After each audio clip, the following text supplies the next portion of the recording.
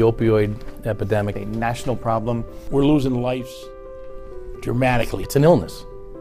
It's a disease. And some really good families are being torn apart by it. It's important to recognize that today we are seeing more people killed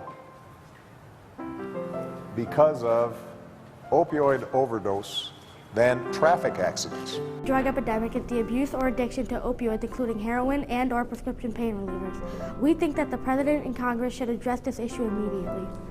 In my position in Ludlow as a part-time police officer, I see it on a regular basis. You can't, I'm sure everybody in this room, everybody in the school knows somebody, whether you're related to them or you've heard of stories, or somebody who's struggling with opiates and addiction. So I think it's a big enough issue where Congress and the President and even each state needs to figure out how they're going to address it. Addiction isn't as easy to end as many people may think. An estimated 52 million people have not properly used prescription drugs at least once in their lives. Unfortunately, this is not new. I've been at the Hamden County Sheriff's Department for 24 years. And in my 24 years, there has always been a heroin or a crack cocaine, a cocaine, or some type of substance abuse epidemic taking place.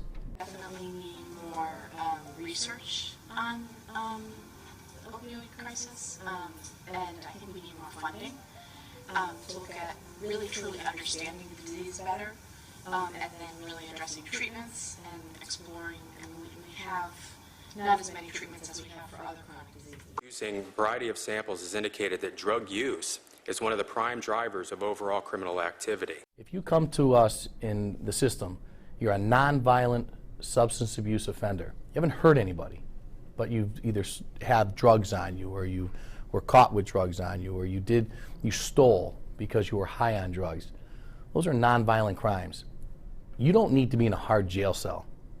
You need to be in a treatment bed, addressing the addiction problem you have, which led you to become a criminal offender.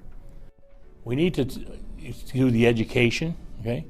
But we also have to have a mechanism to help these people. And the mechanism I'm talking about is rehabilitation areas. We know that we have the epidemic. We know that there's people dying every day, but nobody has really stepped up to the plate, right, and said, you know what?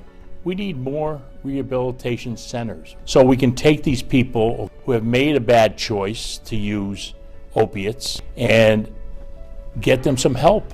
Have the President and Congress addressed this issue at all? So the President of the United States today has signed a $1 billion bill, not million, billion, to address opioid and substance abuse services. The President has given a lot of money for the issue. Shouldn't this be an easy problem to solve? The way heroin and the opiates, it physically changes somebody's chemistry inside their body. So it's not like just, well, if they have an addiction to chocolate, well, stop eating chocolate and it goes away. This isn't that easy. This is people who are struggling with it. Their bodies change forever, and they're an addict for the rest of their lives. So it's that initial step that somebody takes, doing heroin or doing the opiates, that's the most important to try to stop at that point. Young people particularly don't recognize that prescription drugs are in fact incredibly dangerous because, well, after all, they're prescriptions, so they don't see the dangerousness. Not that these drugs, when used in a lawful and medically appropriate way, are not particularly helpful. Some of the patients who, in a physician's office in downtown Seattle, who was the doctor, had said, I'm no longer going to continue prescribing this level and amount. He shot the doctor and then drove up onto a bridge and jumped off the top of the bridge. This was over prescription drugs. Children are already abusing drugs at their teenage years, which likely means that some begin even earlier. The brain is not fully formed until you're like 23 or 24.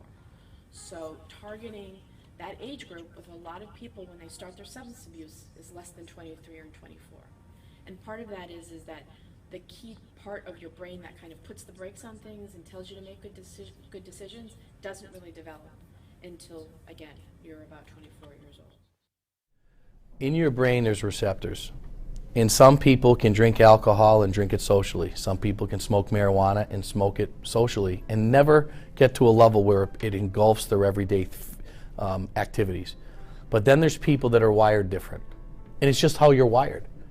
And when these type of chemicals, like an opioid, hits the opioid receptor in your brain, it's like hitting the jackpot.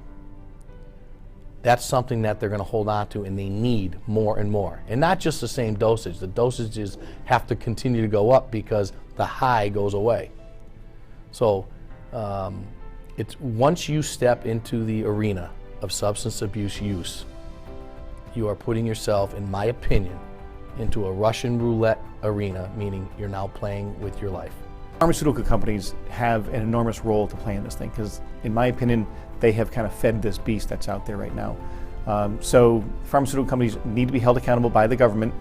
They need to be putting more funds into making sure more beds are available and making it more difficult for people to get their hands on these drugs. Prescription drugs cost at least $30, while drugs that are sold illegally on the street cost about $3 to $5. The President and Congress should address this issue of the opioid drug epidemic immediately. This issue has been tearing families apart. This issue has taken many lives. USA, please solve this issue.